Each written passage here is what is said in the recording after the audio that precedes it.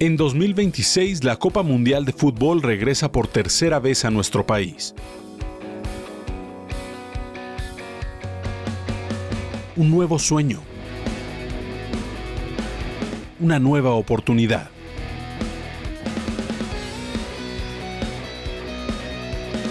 Los mejores equipos de fútbol de toda la orbe se reúnen una vez más en México, para lo que promete ser el mundial más visto de la historia.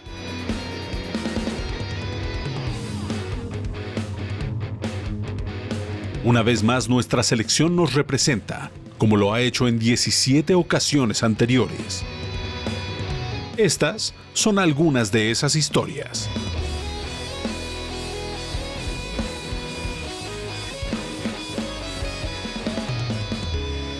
Bienvenidos al México Mundial.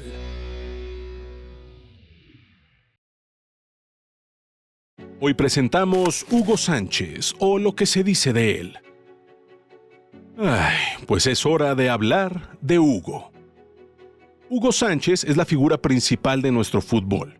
En él está encarnada la única ocasión en que uno de los 3 mejores futbolistas del momento en el mundo era mexicano. Muchos de sus logros en España no los ha alcanzado ni Cristiano ni Messi, y su nombre se ha convertido en una especie de leyenda entre la afición madridista.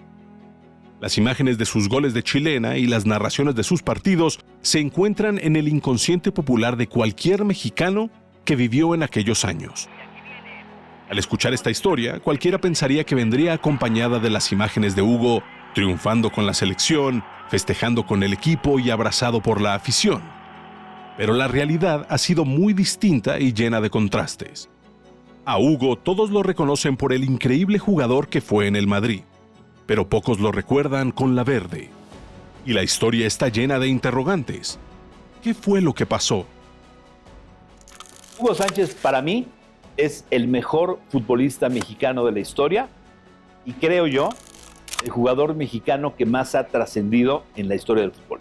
Es el mejor futbolista de la historia del mundo mundial.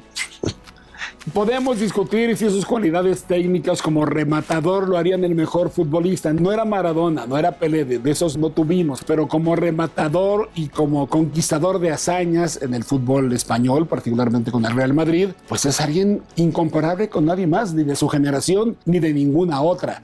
Era hermano de deportistas. Hugo era de los hombres el más chico. Creció en la colonia Jardín Balbuena, acompañando a sus hermanos a jugar fútbol y acompañando a su hermana haciendo cabriolas, lanzándose al aire, echando maromas, generando una habilidad en él que evidentemente le ayudó cuando se dedicó solamente al fútbol. Y a los 14 se entera que hay una convocatoria para ir a una selección amateur, una selección que iba a ser olímpica en el 76, pero la iban a preparar desde el 73-74. Hugo era el más chico, era zurdo, eso le dio la titularidad inmediata, no había muchos zurdos, pero también Hugo podía como zurdo ser extremo izquierdo y acercándose al ser delantero rematar. Jugó efectivamente hasta los Juegos Olímpicos de Montreal, 76, y en aquel entonces no podías jugar olímpicos si eras profesional, tenías que esperar, retirarte de amateur, digamos, para ya firmar con un equipo y ser profesional. Hugo entonces llegó a los Pumas en 76, rápidamente el técnico que era Jorge Maric lo hace suplente de Cándido, Pumas que tenía a Caviño, que tenía a Muñante y que tenía a Cándido como extremo izquierdo. Y en su primer año Hugo es campeón. A Hugo Sánchez lo vi llegar mucho antes que todos, quedarse una hora más que todos, hacer 500 o 1000 repeticiones más que todos. Lo que él quisiera, centro, remate, chilenas, tiros de castigo. Y la consecuencia es normal. Me atrevo a decir que por él se formó una generación de muchos jugadores que la gran mayoría llegamos a un buen nivel. Todo ese tiempo fue visualizando logros importantes. Cuando juguemos en la primera, cuando estemos en la selección. De niño no tienes ningún límite, entonces no había límites. Hugo Sánchez era muy joven, de hecho es la delantera más joven de la historia del fútbol mexicano y fue la más joven en el Mundial de Argentina 78. Cristóbal Ortega, Víctor Rangel y Hugo Sánchez. Eran los 3 chavitos que habían quitado el lugar a los más veteranos y eran la delantera sensación. A aquel equipo le decían la Esperanza Verde. Hugo Sánchez, que jugó Pumas y de Pumas fue al Atlético de Madrid, del Atlético de Madrid fue al Real Madrid, que era el sueño de Hugo Sánchez, Real Madrid.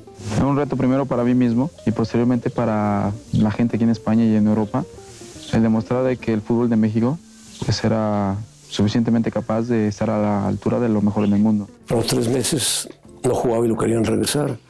Hugo se mantuvo jugando en el Atlético de Madrid, hizo una gran temporada, fue campeón de Copa, fue campeón de goleo 4 veces seguidas con Madrid, Pichichi, y se convirtió en el mejor jugador mexicano que ha habido en el fútbol español, concretamente en el equipo de la talla del Real Madrid, que es uno de los mejores equipos del mundo.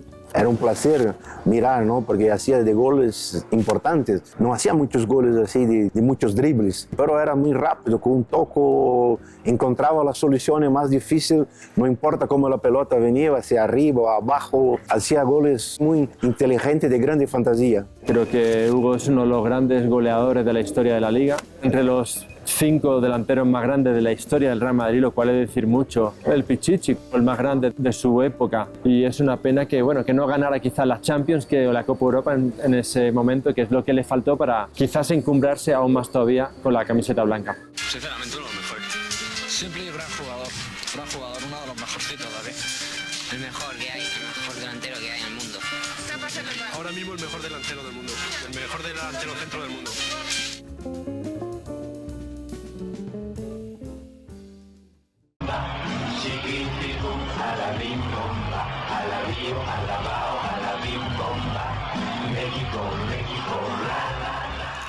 Bueno, México en el 86 tenía un buen plantel, tenía algunas figuras. Hugo Sánchez era el que más destacaba por los éxitos internacionales que tuvo, especialmente en el Real Madrid.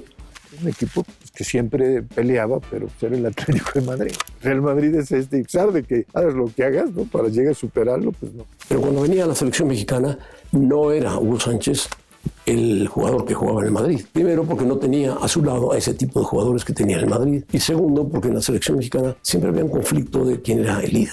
Hugo fue un símbolo que para la Copa del Mundo de repente causó cierto resquemor al interior del plantel. Esperábamos, como compañeros, ver a un Hugo Sánchez como el Real Madrid, cosa que no sucedió en el 86.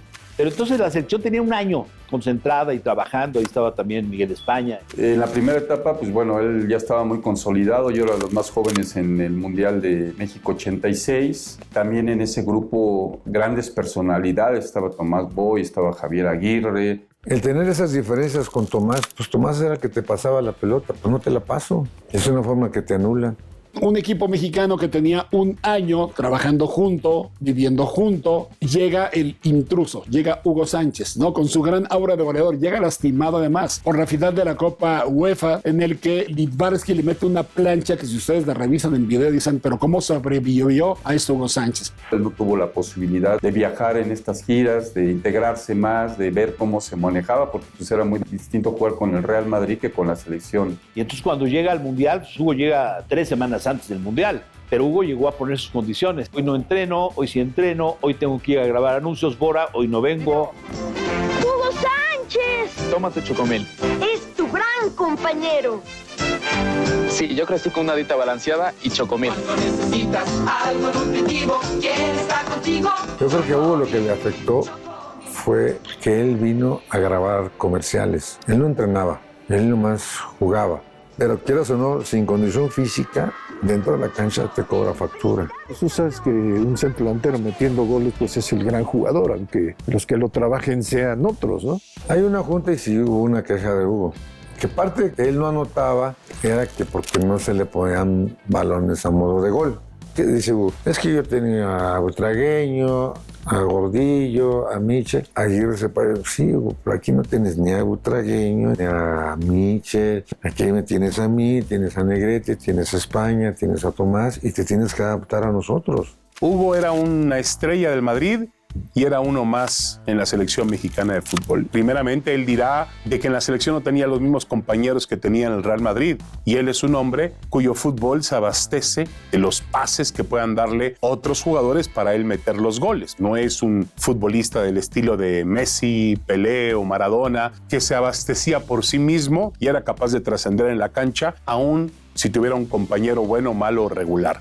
y todo eso, pues no les gustaba a los otros, que entendían, pues sí, Hugo es la figura y es la jerarquía, pero digamos que se dividió mucho en el tema de los grupos, y Hugo llegó con esa presión de, a ver, demuestra en la selección mexicana lo que estás haciendo en Europa. Se manifestó mucho en el 86, se manifestó en el 94, cuando Hugo quería ser el líder, y gente como Tomás Boy, Fernando Quirarte, que fue figura del 86, gran goleador, Fernando Quirarte, que era un defensa de las Chivas, marcó 2 goles, Hugo Sánchez marcó 1, y después a la hora de los penaltis, pues tenía calambres, no tiró los penales. Ver a los jugadores mexicanos, sí, físicamente muy diezmados a la hora de tirar los penales. Llegar prácticamente acalambrados, no estaban en todas las condiciones físicas para definir un partido que te pase por primera vez en la historia a una semifinal y más en tu casa. Curiosamente, Hugo salía en todos los anuncios de televisión, de un chocolate, de una pasta de dientes, de un yogur, de un refresco, de un banco, y en uno de esos penales Hugo metía un penal y lo celebraba con su maroma, y en el partido contra Paraguay lo falló.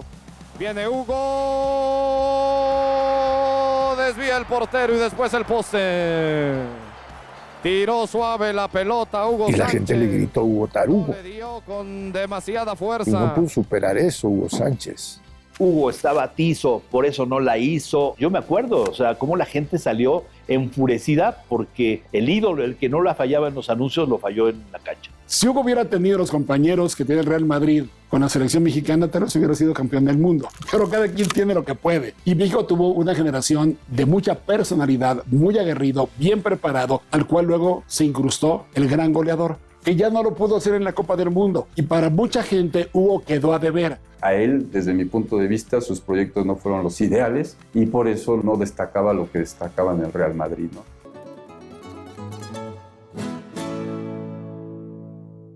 La Federación Internacional de Fútbol Asociación, la FIFA, anunció el día de hoy que elimina a México definitivamente de cualquier torneo organizado por la FIFA en los próximos 2 años. Esto tiene consecuencias graves, ya que no solo México quedará eliminado de los Juegos de Seúl, sino que no tendrá oportunidad de participar en las próximas eliminatorias con miras al Campeonato Mundial de Italia 90.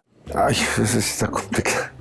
Se habló mucho en esa época de la ausencia de México. Uno de los equipos junto con Brasil hasta ese momento era el que más había participado en mundiales. Yo me di cuenta en un anuario que me entregó la Federación Mexicana de Fútbol que ahí estaban ellos mismos delatando su trampa. Por culpa de los dirigentes, Rafael del Castillo fue el exponente típico. Que llevaban a jugadores a un mundial que había juvenil en Guatemala. Antonio Moreno me dice un día, José Ramón, aquí hay jugadores que rebasan la edad. Vamos a investigar. Sacamos algunas actas de nacimiento y efectivamente jugadores tenían el límite de edad, era de 23 años hasta 27 años. Del Castillo va a la FIFA, reclama airadamente. Avalanche se molesta muchísimo. Me lo platicó Guillermo Cañedo, que en paz descanse, que era el segundo a bordo de Avalanche. Y Cañedo me dice que la votación final la pierde 3-2, que lo traicionan algunos países y que México es eliminado de la Copa del Mundo. Éramos los grandes cuates de Joao Avalanche y de la FIFA en el 86, pero cuando el 88 se da cuenta FIFA que México hacía trampa, pues nos usó de ejemplo para decir, ni siquiera México si hace trampa se salva de un castigo. Y el castigo, lamentablemente, para los jugadores de la selección mayor, que nada tenían que ver ni con la trampa ni con los juveniles, fue no actuar 2 años. La persona esta me dijo que firmara los documentos, los cuales yo no leí, y me decía, porque si no los firmaba, me iba a partir toda la madre. Y que papá y mamá iban a estar en la cárcel de perdido 8 años, que ya tenían la soga al cuello y hubo muchas amenazas por parte de ellos. Yo creo que por eso firmé los documentos, no porque no reconozco la declaración. La decepción más grande, futbolísticamente hablando. Habíamos 10 jugadores que habíamos jugado un mundial que teníamos la edad perfectamente para llegar y hacer no un buen mundial, un gran mundial.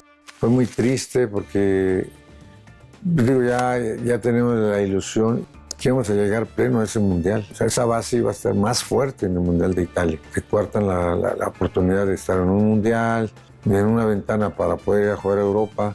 Una decepción muy grande porque muchos jugadores ya no tuvieron la posibilidad de buscar tener otro mundial o tener su primer mundial. Ahí estaba Benjamín, estaban otros jugadores que venían buscando un lugar y que venían haciendo las cosas bien. No, pues imagínate una gran oportunidad de demostrarte, ¿no? Estaba en un proceso espectacular. Obviamente son de las cosas que dices, caray, ¿cómo pudo suceder esto? No le extrañe si dentro de poco se entera de que Hugo Sánchez está nacionalizando español o de cualquier otro país, porque una figura como él no puede quedar fuera de un campeonato mundial que quizás el de Italia 90 sería su último torneo mundial por la edad que tiene, o quizás llegaría al del 94, pero ya no en plenitud de facultades como se espera y como quizás sí logre estar en Italia 90. Mientes. Hugo Sánchez nunca llegaba en plenitud. Eso lo dice Hugo Sánchez. Si yo hubiera jugado el Mundial de 90, seríamos campeones del mundo, por Dios, ¿cuándo? Y en Italia, menos. Y yo creo que fue el que más le afectó no haber participado en el Mundial del 90, porque si rompes un proceso de 4 años, para un futbolista pues eso es mortal. Era el momento físico, atlético, mental de él. Era un momento importante para él. Fue un error terrible, una corrupción del fútbol mexicano, lo que le privó de jugar ese Mundial de Italia 90. Por una sanción que considero injusta que nos han hecho los de la FIFA por una falsificación de documentos de un seleccionado juvenil, pues me entristeció, me enfadó y creo que han hecho bastante daño la FIFA injustamente a todo un país, ¿no? Precisamente fue el preámbulo de la mejor década de la selección mexicana. El 90 hubiera sido un paso mágico para dar el salto de calidad que venía preparándose para eso. Y con una generación que seguramente Tomás Boy ya no hubiera llegado a Italia 90, pero muchos de los demás sí. Hubiera sido muy interesante ver esta selección del 86 ya con un proceso de continuidad, ¿no? Yo creo que pudimos haber mejorado lo hecho en el Mundial 86, pudimos haber llegado más arriba, seguro. Yo creo que ese Mundial hubiera sido el punto culminante de esa generación que hoy recordamos como leyenda del 86, pero que hasta ahí llegó. Ahí tuvo su prematuro punto final.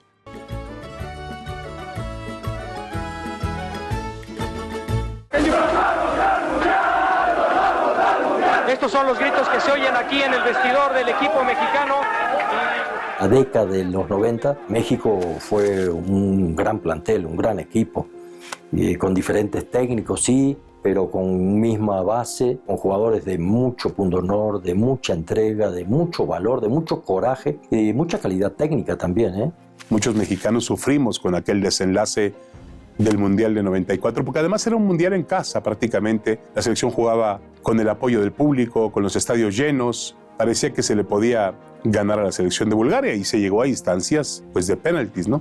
Tuviésemos una selección mexicana competitiva y con aspiraciones a conseguir algo importante. Por supuesto que uno de los objetivos importantes era el poder hacer un papel muchísimo más digno en un campeonato mundial o ganar el campeonato. Cuando estuve como capitán y es llamado Hugo, no, pues yo le di su lugar a Hugo y mucho de ello había que exprimirle toda su experiencia. Entonces nosotros le abrimos las puertas para de esta manera pues él se sintiera más cómodo y buscar que las cosas funcionaran mejor, y creo que fue su mejor etapa dentro de la selección. Bueno, Hugo ya estaba en la banca.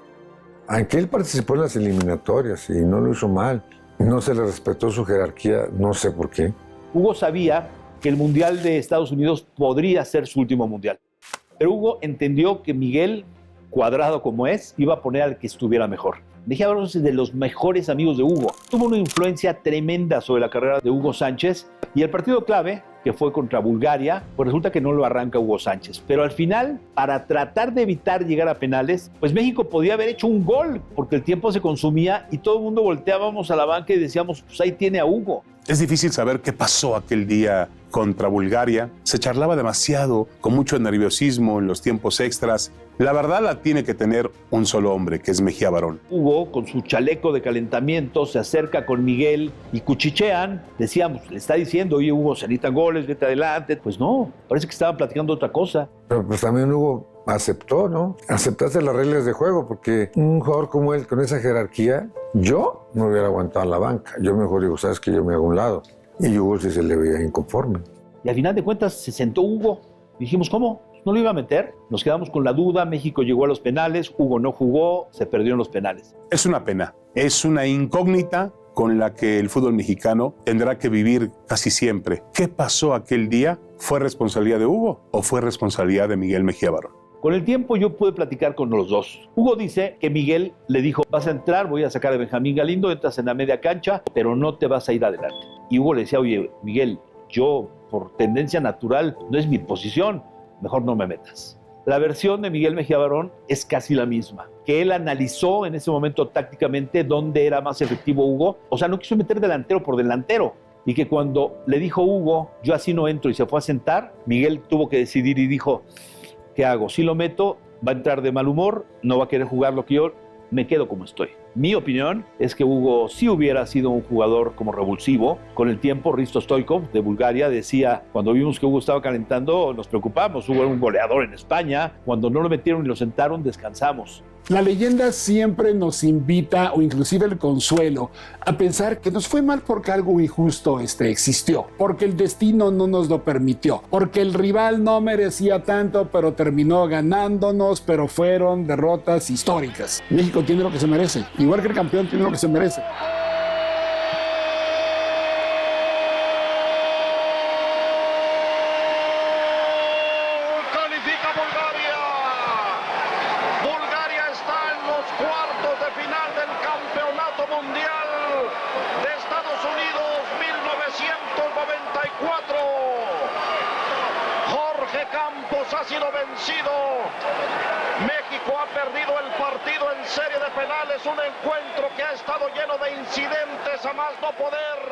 ¿Qué podría decir de Hugo? El más grande. Me emociona, me motivó a jugar delantero y a veces no lo reconocemos como lo que es o no lo quieren reconocer como lo que es. Un personaje especial, es un jugador dotado, un jugador fuera de serie que nos representó con muchísimo orgullo. No, bueno, Hugo Sánchez es el número uno. Al final, no se tiene que reprochar nada, ¿no? Al final creo que hizo cosas extraordinarias, ¿no? Y mucho, para ejemplo, de muchos chavos. Imagínate, Jorge Campos era portero. Para mí ha sido un gran orgullo, un gran honor poder haber jugado con él, estar a su lado, aprenderle. Aprendí sus chilenas. Yo me echaba las chilenas como Hugo con la...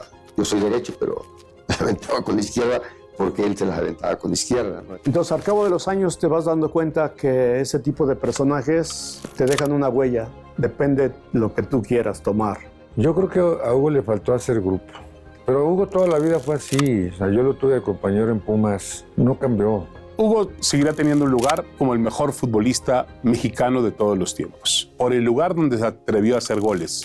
Pero cuando hablemos de Hugo en la selección mexicana de fútbol, será uno más. Me da mucha pena que en algunos medios de comunicación se critique a Hugo, porque creo que no se dan cuenta del gran símbolo que tienen para el mundo y creo que es mucho más valorado en España que en México. Y yo con todo orgullo quiero manifestarles y decirles como siempre que todas mis actuaciones, todo lo que haga tanto fuera como dentro del fútbol, siempre lo haré con la única mentalidad y con el único deseo de hacer que la gente esté orgullosa de Hugo Sánchez, que esté orgullosa de un mexicano y que yo como mexicano defenderé a mi país con todo mi corazón y con toda mi alma y hasta con mi vida. Es verdad que, en una de las injusticias más grandes del fútbol, a Hugo Sánchez le arrebataron la oportunidad de jugar su mundial en el 90. Pero su historia con la selección ya fue escrita. Al final siempre queda la versión de los hechos de Hugo, pero esa se la queda él. Más allá de todo lo que se ha dicho en los medios de comunicación a lo largo de estos años, más allá de los chismes y rencillas alrededor de la historia, la verdad solo la tiene él. ¿Por qué no apareció en los penales del 86? ¿Por qué no entró en los últimos minutos del 94? Y hoy, las respuestas ya no tienen relevancia, porque el tiempo ya pasó, y ni aquellos 5 gloriosos pichichis pueden cambiar la historia.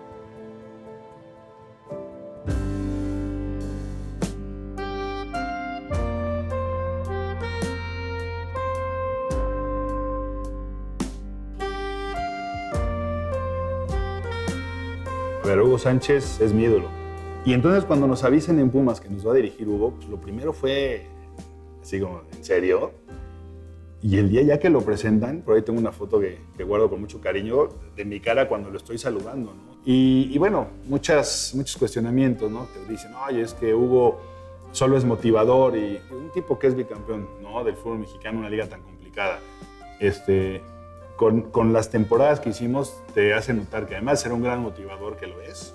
Es un tipo que tácticamente es muy, muy analítico, que sabía cuándo darnos la indicación adecuada y le creíamos, ¿no? Y era real. ¿Por qué? Porque si yo ya pasé por esto y si ustedes me hacen caso y trabajan fuerte, vamos a lograr grandes cosas, ¿no? Y afortunadamente se hicieron cosas muy, muy padres bajo el mando de Hugo en Pumas.